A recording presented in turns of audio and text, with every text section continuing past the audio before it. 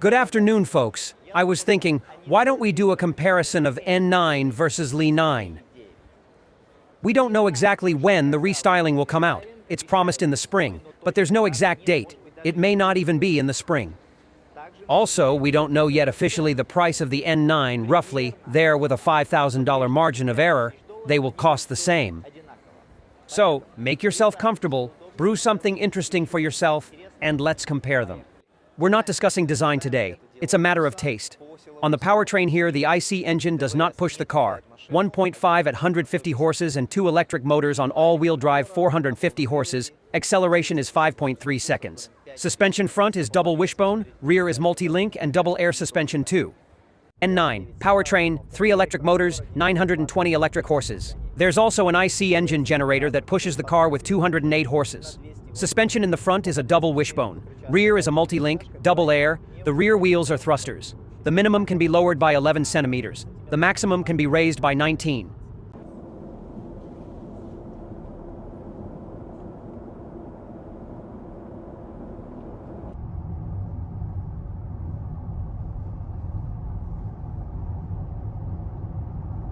Yes, apparently this color, light gray, suits it best. All the other colors don't look good on it in my opinion.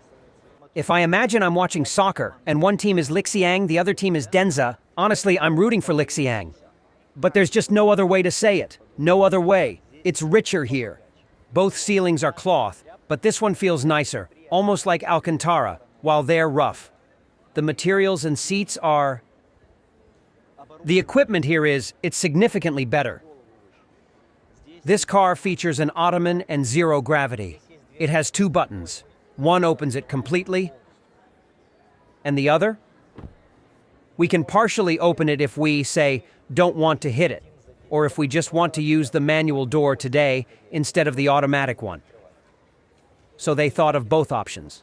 Here we have a soft closer. Everything greets me here. One important thing with this adjustment. Look, it goes up, you can see it, right? You can raise it higher than in the Li. When you brake on the Li, you move forward. Here you're sitting like you're pushing against this incline when you brake. You don't go back and forth like that. The seat itself needs to go up a little higher so I don't slide on it. Well, that's the downside. In principle, the seating position for knee space is the same. And in both cases, I wish for a bit more steering wheel reach. The seat comfort is the same, it's nice to sit, but you can adjust the side support here. Li9 screens are cooler. The picture itself is juicier and it's a little faster. It doesn't lag in N9, but here it just flies at all. By the way, they say that some screens lag in Li9 when people were fiddling with it and trying to set a different language. Everything in the original runs smoothly. I've been driving it for 2 years and the screen is flawless. No lag at all. Here though, you have to mess around to install something, but in N9 it's open Android, and we download whatever we want. L9 has head-up display that are more advanced. Here you can unveil a large map and... As we make the left and right turns, we can see the cameras. The armrests are more massive here. I have sunshades, there are none there. 2 ottomans. These seats can be adjusted if desired. You can connect them. See, I'm moving to the center. You can also move this, and it will seem like a second row with 2 captain's chairs, but they almost turn into a couch. There are mirrors. Look at these tables. They are unusual, and there's space for a phone and a pen. 2 fridges are here, one for the back row and another for the front. The wheels here are also more interesting. They are 22-inch, 275 by 45. The brake discs, they are perforated. And the back ones as well. The ceiling screen in the Li model has a better picture, but the equipment is poorer. 1 table, 1 refrigerator, 1 ottoman, and nothing on the left. The fabric is rough here. The battery in L9 is a little cooler, 52 kilowatt hours and 46 there. If we believe the manager, there will be no updates to the L series this spring. Let's hope he is mistaken, but he says only the i8 will appear, a purely electric model.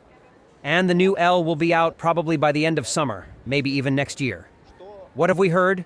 They're going to increase the battery and tweak the suspension to make it more comfortable. Take a look at that third row. This seat moves back and forth. Plus, it can be lifted up if needed. You see, it can go higher. Higher for children. I have a sunshade. Everything here is made of natural materials, no plastic at all. The third row is simpler. You can adjust the backrest and the heating, and that's it. It's just bare plastic and it's regular fabric. This is good quality faux leather. The rear wheels thrust 10 degrees. They say this car is so maneuverable in narrow spaces that even small sedans are envious.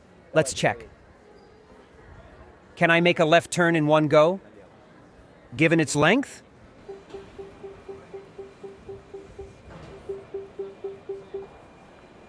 Oi, oi, oi. I wonder how much space is left there. Let's try to turn around here.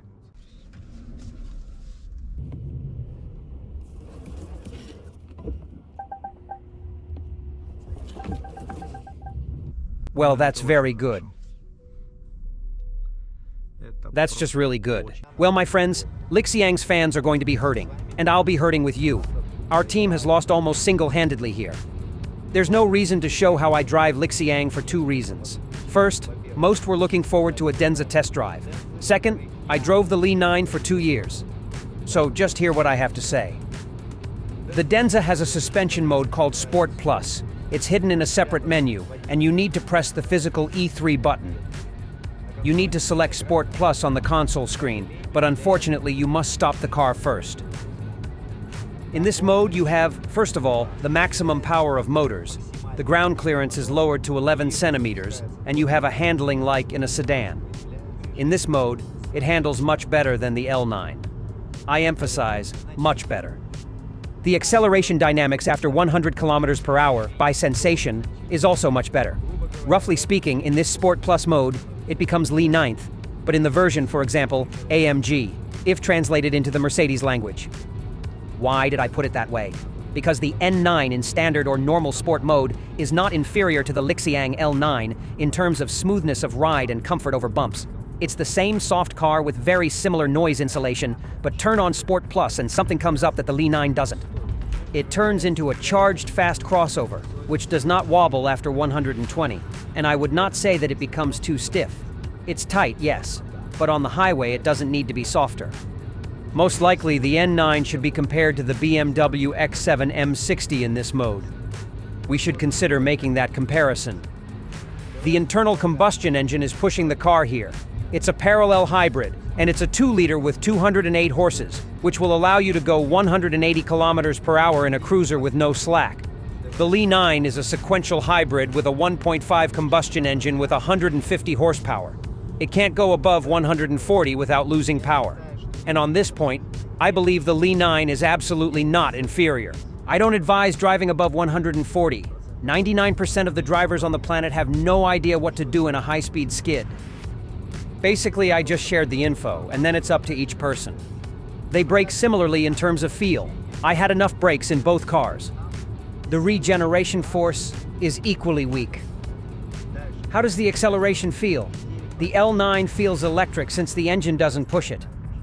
Here, the internal combustion engine pushes it, but with 920 electric horsepower, it feels just like pure electric acceleration. Next, let's talk about the side support. Thanks to the adjustable side support of the seat, maneuvering at a speed of 120 is more pleasant than in the Lixiang. Here you can adjust the backrest for a tight, sporty feel or relax it for comfort. But here's what I don't like. Even if you switch the steering wheel to sport mode, it's under-infused and a little hollow. In my U8, it feels much better, and since it's the same company, so you can't say they can't do something. Apparently it just costs more money, and since they didn't give it to us, it means they're squeezing the budget as much as they can, so it's a downside. I won't show tank turns, crab driving, parallel parking with ass throwing. You've seen it 100 times already, and in my and other reviews, the main thing I want to say is that L9s don't know how to do it. In maneuverability in tight spaces, the Li also loses badly, and 9 certainly surprised me in this respect. By the way, write please in the comments, what car in the world of this size price tag up to $150,000? Well, let's about 2.5 times the price at most, can do the same thing. In general, you've all seen and heard such interesting things are starting in the Chinese market. Soon, the hybrid Zeekr 9X will be released, which is expected to offer even more than its cousin, the Lynk & Co 900. And Zeekr will be a little more expensive, by the way. I think it's a very interesting car and everyone is looking forward to it. Okay, I'm saying goodbye to you. Thank you all for watching to the end. If you liked it, give it a bold like, subscribe to the channel, subscribe to Facebook, there's more content there. Be well and see you all again.